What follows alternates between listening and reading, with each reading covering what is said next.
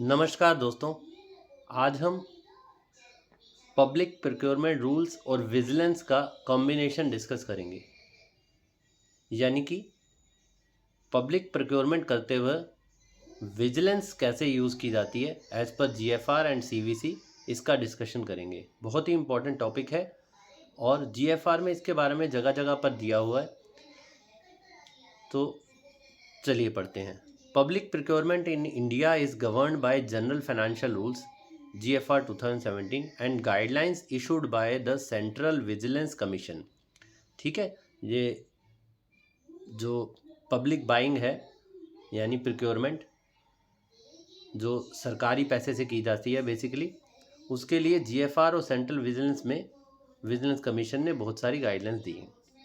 These rules ensure transparency, competition, fairness and accountability. ठीक है, अब इसके लिए मैंने एक शॉर्ट एक्रोनिम निकाला था। E fact: efficiency, economy, fairness, accountability, competition, transparency.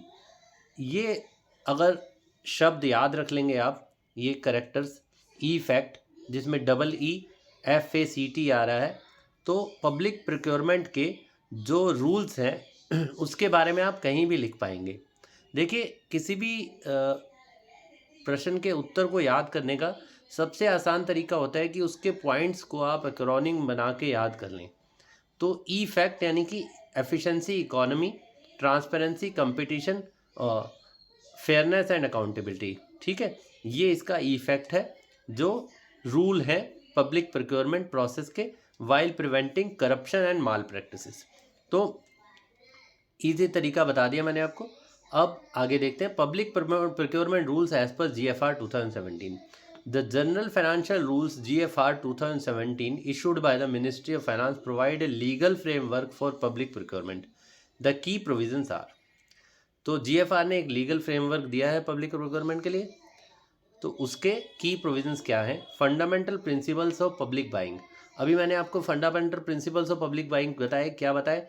E fact, double E, efficiency, economy, fact, F for fairness, A for accountability, C for competition, T for transparency. तो ई फैक्ट इसका fundamental principles है, वो यहाँ पे clearly लिखा हुआ है। इन सब के अलावा, ई फैक्ट के अलावा एक चीज़ इसने ऐड की, अवॉइडेंस ऑफ स्प्लिटिंग टेंडर्स। तो अवॉइडेंस ऑफ स्प्लिटिंग टेंडर्स यानी कि आपको फाइनेंशियल लिमिट्स को बाईपास नहीं करना है और टेंडर्स को स्प्लिट नहीं करना है। ठीक है, जो इफेक्ट मैंने बताया, तो एफिशिएंसी, इकोनॉमी इकट्ठा कर दिया यहाँ पे कि the government must achieve value for money while maintaining quality.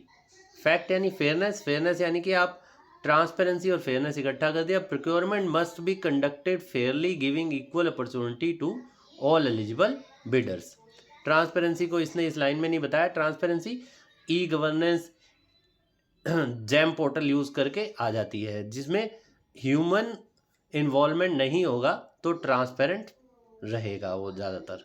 ठीक है, ये नहीं है कि ह्यूमन इन्वॉल्वमेंट से ट्रांसपेरेंसी नहीं आती, पर क्योंकि सारी चीज़ें थ्रू इंटरनेट हो जाती हैं तो वो बिल्कुल नेट पे सब कुछ अवेलेबल है, कुछ भी उसमें चेंज नहीं किया जा सकता, ऑनलाइन लॉगिन होता है, सब कुछ होता है, ट्रांसपेरेंसी पूरी तरह रहती है। ठीक है, और तो ई हो गया, एफ हो गया, ए आ गया, अकाउंटेबिलिटी। ठीक है, accountability: procurement officials are responsible for their decisions ensuring no wasteful और फ्रॉडुलेंट एक्सपेंडिचर। तो जो लोग उसके साथ जुड़े हुए हैं वो रिस्पॉन्सिबल हैं, उनकी अकाउंटेबिलिटी है। ठीक है, तो ए हो गया। अब C: tenders must encourage maximum participation to ensure competitive pricing. अब GFR में आप जहाँ भी पढ़ेंगे, प्रोक्योरमेंट रूल के अंदर ये लिखा होता है 3 बिड चाहिए, 3 से ज़्यादा बिड चाहिए, एटलीस्ट 3 मैन्युफैक्चरर्स होने चाहिए। तो इससे कंपटीशन इंश्योर होता है। जब आपके पास 3 से ज़्यादा सेलर होंगे तो उनका प्राइस कंपिटिटिव होगा, यानी कि एक बायर दूसरे बायर से सस्ता बेचने की कोशिश करेगा, या दूसरा सेलर कहेगा कि भाई मेरा प्रोडक्ट ज़्यादा बढ़िया है तभी मैं महंगा बेच रहा हूँ।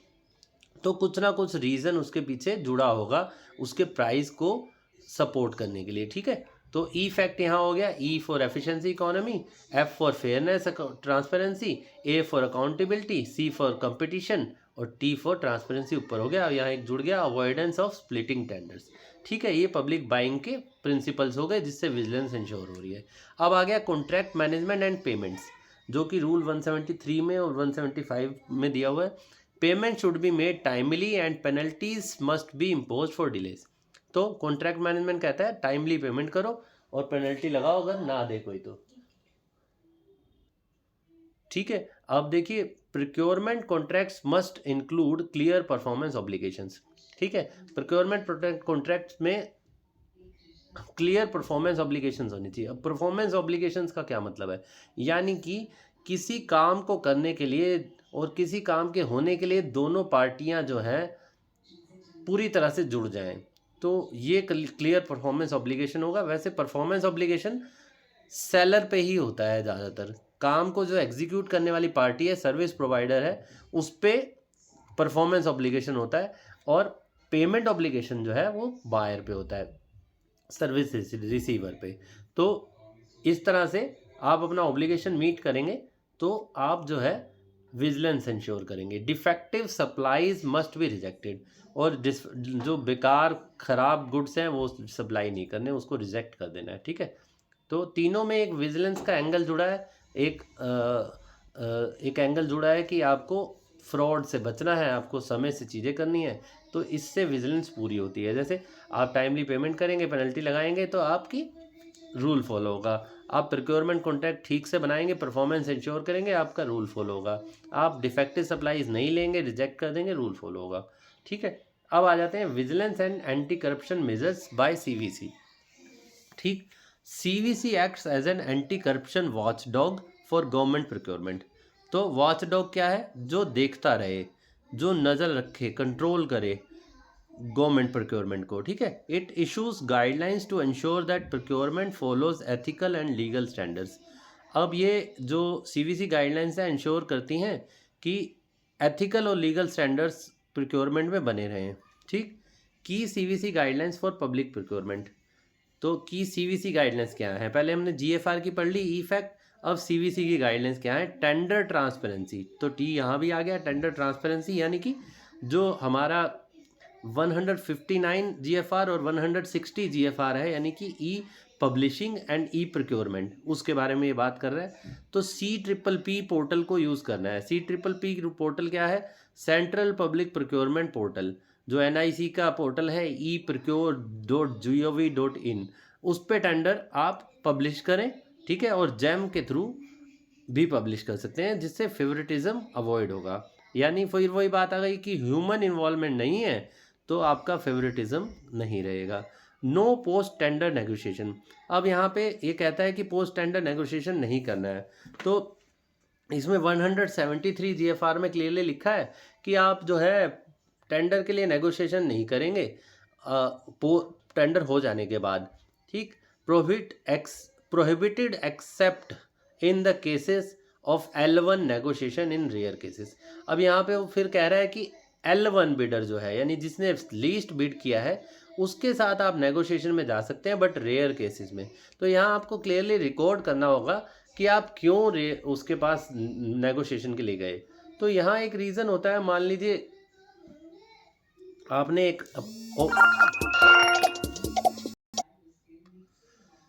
तो L1 सेलर के साथ हम नेगोशिएशन कर सकते हैं, लेकिन रीज़न क्या कोट करना होगा वो इम्पोर्टेंट है।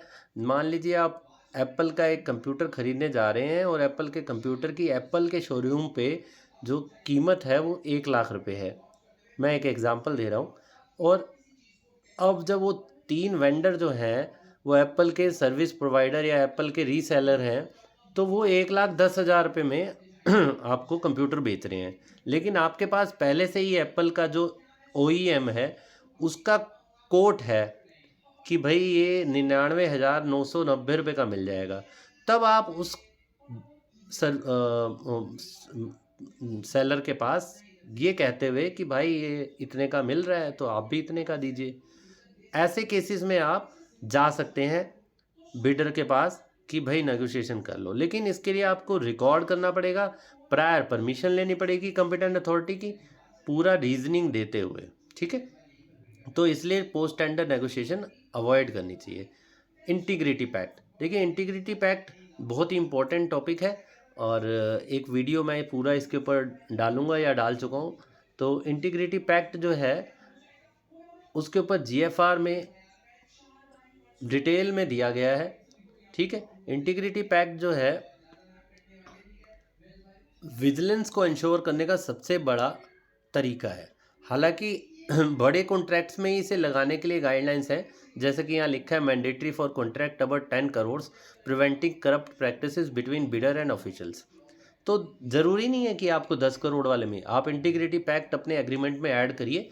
और उसमें इंटीग्रिटी पैक्ट बेसिकली क्या होता है, इसमें हम शपथ लेते हैं कि हम जो है फ्रॉड नहीं करेंगे, हम जो है ब्राइब नहीं लेंगे, हम जो है मिसलीडिंग इन्फॉर्मेशन नहीं देंगे, हम थ्रेटनिंग वेज यूज़ नहीं करेंगे, हम जो है फाइनेंशियल ट्रांजैक्शंस बिडर और employee who is related to procurement process नहीं करेंगे, हम कन्फ्लिक्ट ऑफ इंटरेस्ट को पहले ही बता देंगे, हम ऑडिट या इसके रिलेटेड ट्रांजैक्शन को ऑब्स्ट्रक्ट नहीं करेंगे, ठीक।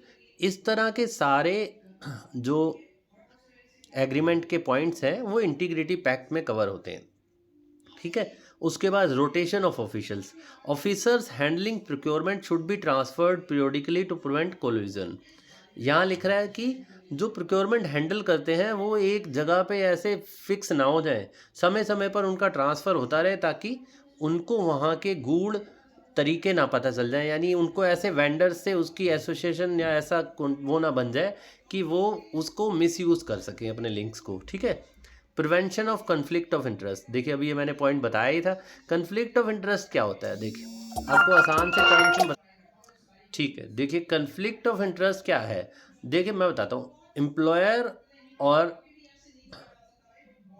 उसके रिश्तेदारों का जो ऑफिस से रिलेशन है, जैसे मान लीजिए कि मैं एक ग्रुप ए पोस्ट पे हूँ और मेरी जो है एक भाई की कंपनी उस ऑर्गेनाइजेशन में कुछ प्रोडक्ट सप्लाई करती है, या मैं एक ग्रुप ए ऑफिसर हूँ और मेरी एक सेक्शन 8 कंपनी ऑफिस से जुड़ी हुई है, या मैं एक ग्रुप ए ऑफिसर हूँ और मेरा बेटा जो है उसी ऑफिस में नौकरी करता है, तो ये कन्फ्लिक्ट ऑफ इंटरेस्ट होता है, ठीक है।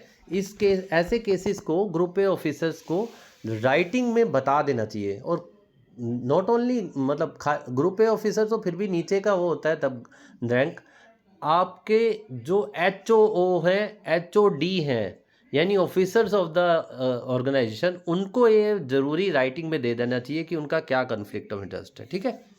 तो कन्फ्लिक्ट ऑफ इंटरेस्ट को डिक्लेयर कर दें, ये लिखा है इसमें। अब common irregularities in public procurement, cartel formation, शायद आपने ये वर्ड ना सुना हो। कार्टल फॉर्मेशन क्या होता है, कुछ बिडर्स मिल के डिसाइड कर लेते हैं कि हम 4 बिडर जैसे ABCD हैं तो A को ये टेंडर दिला देते हैं, तो वो मिल के क्या करेंगे, A की बिड को 0.5 पैसे कम कर देंगे और सारे उसके आसपास कोट करेंगे, तो 0.5 पैसे कम होने से A को बिड मिल जाएगी। अब उनका रेट भी जो है हायर साइड में रहेगा, लेकिन क्योंकि A का बिड थोड़ा सा कम है उसको मिल जाएगा, तो ऐसे वो आपस में कमीशन मान लेते हैं और कार्टल फॉर्मेशन कर लेते हैं। लेकिन कार्टल फॉर्मेशन अब इलेक्ट्रॉनिक तरीकों से जैम के आने से बंद हो चुका है या ख़त्म हो जाएगा। Bid rigging, manipulation of the tender process, ठीक है। टेंडर प्रोसेस का मैनिपुलेशन कर लो, कुछ गलत इन्फॉर्मेशन दे दो, कुछ छुपा लो, ठीक है। Splitting contracts, breaking tenders to bypass financial limits, जैसे आपने 50,000 की चीज़ खरीदनी है और GFR में 25,000 की लिमिट है, तो 25,000 का 2 बार खरीद लो ताकि आप GFR 154 में ना जाके 155 में चले जाओ, ठीक है। ये एक एग्जांपल है, GFR की लिमिट्स अलग हैं वो मैं जानता हूँ, ठीक है। Delayed projects, cost escalation due to inefficiency, मान लीजिए 2 साल में काम खत्म होना है लेकिन आप 4 साल में कर रहे हो, हर साल इन्फ्लेशन बढ़ती है, तो इन्फ्लेशन बढ़ने के कारण 10,000 का काम 15,000 में चला जाएगा, तो कोस्ट एस्केलेशन हो जाएगा। फेवरेटिज्म एंड नेपोटिज्म, आप अपने कॉन्ट्रैक्ट जो है प्रेफर वेंडर्स को दे रहे हैं, एक ही वेंडर चले आ रहा है सालों से, ठीक है।